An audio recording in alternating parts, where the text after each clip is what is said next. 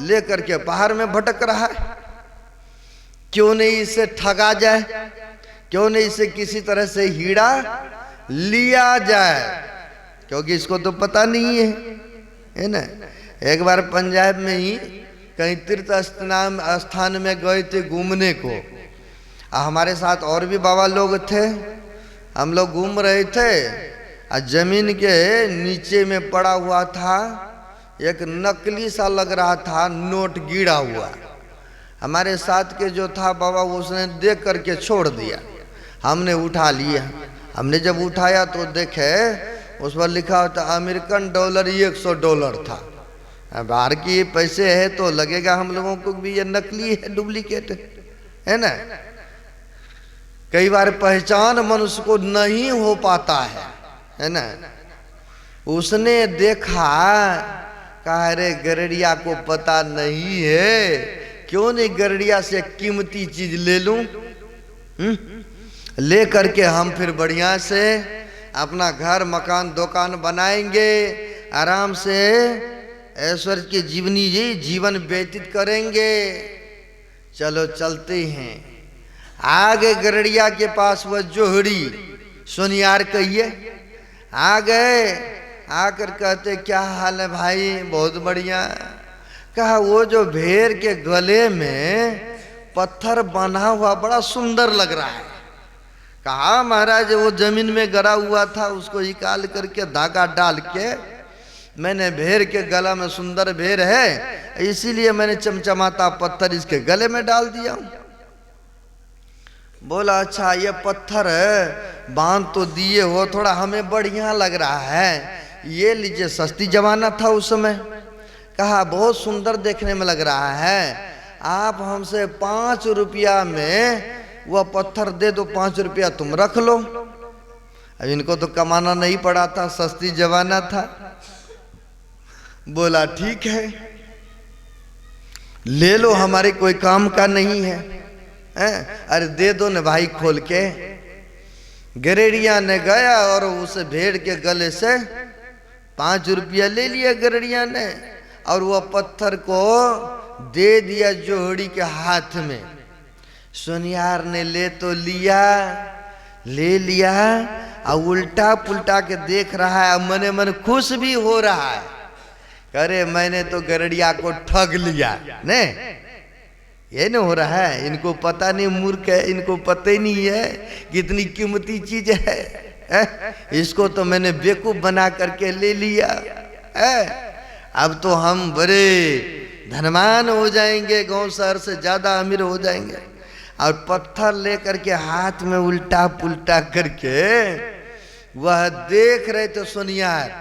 अब मने मन बड़ा खुश भी हो रहे थे, देख रहे थे। और देखने के क्रम में क्या होता है, जमीन पर वह पत्थर गिर जाता है। पक्की जगह था, पत्थर पर गिर गया वो पत्थर जो हीरा था।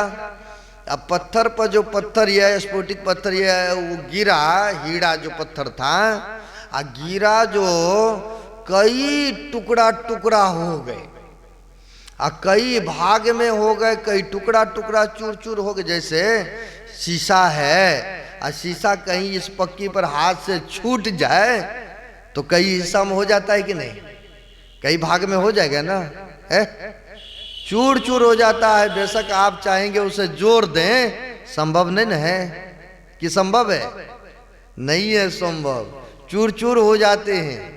अब ठीक वैसे ही वह हीरा जो पत्थर पर गिरा कई भाग में, कई हिस्सा में हो गए, चूर चूर हो गए। अब बेचारा बड़ा अफसोस करने लगे, मन में सोचा था कुछ और, हुआ कुछ और। अब फिर उधर से अफसोस जो करने लगा, उधर से आवाज होती है कि अरे सोनियार, तुम्हें तो पता था कि हमारे मूल कितने हैं, चलो गरड़िया ने तो लात मारा, कोई तकलीफ नहीं हुआ। अनजान में किसी को धक्का मुक्का या बेशक गिर भी जाए, छोटे से बड़े लोग, तो उतना तकलीफ नहीं होता है। जानबूझ करके कहीं ऐसे भी करते हैं ना बड़े लोग को, देखिए कितना क्रोध पैदा होता ने।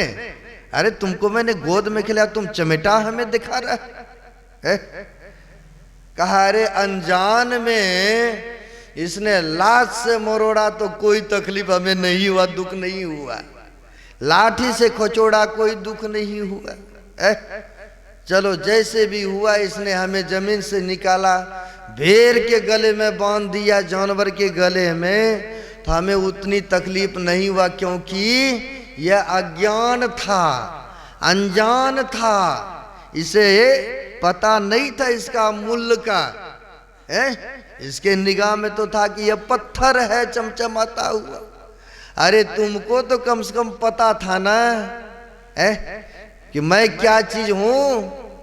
तुमने जान गया, पहचान गया, तब ना मेरा 5 रुपया तुमने इसको दिया, तब ना तुम ठग रहा था इसको। क्या तुम ही बताओ, ये जोड़ी मेरा 5 रुपया कीमत था, 5 रुपया मूल्य था। तुमने जो 5 रुपया हमारी कीमत लगाया, इसीलिए मैं तुम्हारे हाथ से फिसल करके कई टुकड़े, कई भाग्य में हो गया हूं। बड़ा अफसोस हुआ।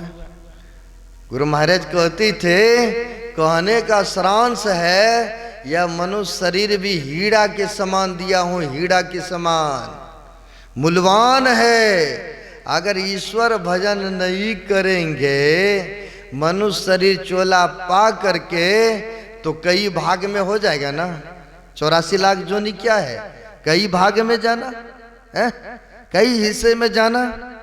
84 लाख जोनी में चले जाएंगे, अंडज पिंडज उष्मज और अंकुरज में, और फिर 84 में दुख भोगेंगे। 100 परत्र दुख पावई, सिर धुन धुन पचताए, अकाल ही कर्म ही ईश्वर ही झूठी दोष लगा।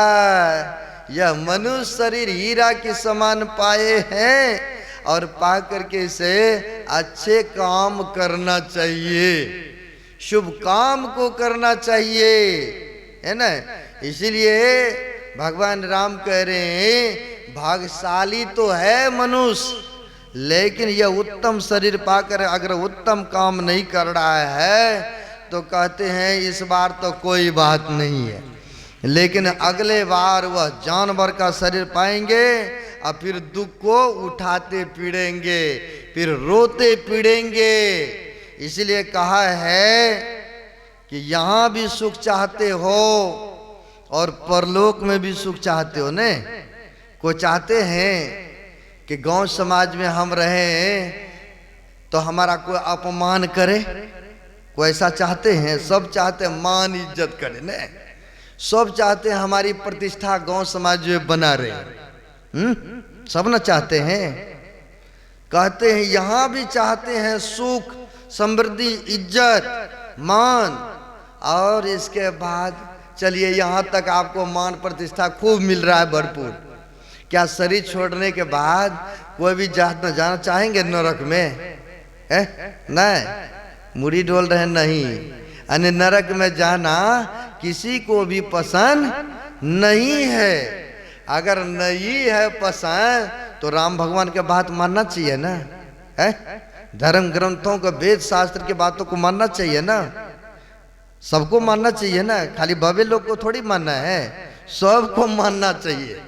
तो राम भगवान की वाणी है, उन्होंने उत्तरकांड में फरमाया भी, जो परलोक यहाँ सुख चाहो, सुनी मम बचन हृदय दृढ़ हो। उत्तरकांड में ही है, सुने हैं। कहते परलोक में भी अगर सुख चाहते हो, आनंद चाहते हो, समृद्धि के जीवन जीना चाहते हो, तो अगर यहाँ भी सुख चाहते हो तो सुनी मम वचन हृदय दृढ़ हो। संत महापुरुषों के वचन को विश्वास, निष्ठा, श्रद्धा के साथ मन में धारण कर लो और उस पर चलने का प्रयत्न करो। तब क्या होगा? यहाँ भी इज्जत, मान, प्रतिष्ठा, और परलोक में भी सुख समृद्धि मिलेगा, नरक में जाने को नहीं मिलेगा। इसलिए कहते जो परलोक यहाँ सुख चाहो, सुनी मम वचन हृदय दृढ़ हो। संतों के वचन को मानो और उस पर चलोगे तो कहते ऐसे जीव कभी नरक में नहीं जाता है। कहा है महापुरुषों ने, सोना काई ना लगे, लोहा घुन ना खाए, अब भला बुरा जो गुरु भक्त हो कबू न नरक जाए। कहते हैं जो गुरु की भक्त बन जाते हैं ऐसे मानव कभी नरक में नहीं जाता है? गुरु के शरण में आएंगे तब ना। इसलिए हम लोगों को बड़े सुनहरा अवसर है, उत्तम शरीर मनुष्य का मिला है। उत्तम शरीर पा करके उत्तम काम को कीजिए, सत्कर्मों को कीजिए, संत महापुरुष के चरण शरण में आइए। किसी का चुगली निंदा मत कीजिए, किसी का दिल मत दुखाइए, किसी जीव का हिंसा मत कीजिए, किसी भी प्रकार के नशों का सेवन मत कीजिए। शुद्ध शाकाहारी हो करके जितना बन सके ईश्वर भजन गुरु भजन करते रहिए। इसी में यहाँ भी सुखी रहेंगे, इसके बाद भी सुखी रहेंगे। कहने सुनाने के लिए तो बहुत सारे बातें हैं, आगे नहीं बढ़ूंगा। सर्दी का मौसम है, दूर दूर से आप लोग आए हैं। हमारे श्रद्धेय उपेंद्र बाबू तो करते 5 बजे तक संपन्न कर देना है, लेकिन एक भजन भी होगा है, 5:10 होने को जा रहा है, आगे नहीं बढ़ता हुआ है। बड़े ही शुभ काम किए हैं हमारे श्रद्धेय उपेंद्र बाबू सब परिवार मिलकर के। इनके पोते का आज जन्मदिन है, उसी के उपलक्ष्य में यह सत्संग का आयोजन कराया है ना। बहुत पुण्य का काम किए हैं। गुरु महाराज से प्रार्थना करता हूँ, क्योंकि यह सब परिवार बड़े आदर सत्कार योग्य है, बड़ी प्रेम बड़ी स्नेह हम लोगों से रखते हैं, है ना। जो भी है उस जगह सभी भाई बड़े स्नेह रखते हैं, बड़ी खुशी की बात है।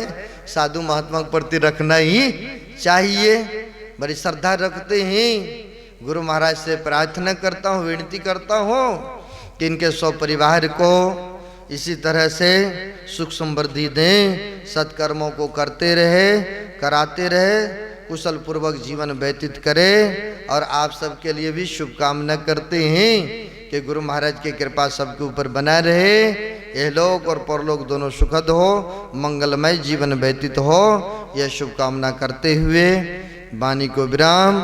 और एक छोटा सा मनुष्य शरीर के उपादता पर छोटा सा भजन श्रवण करेंगे, फिर 2 आध्यात्मिक आरतियां हो जाएगी। बोलिए प्रेम से श्री सद्गुरु महाराज की जय।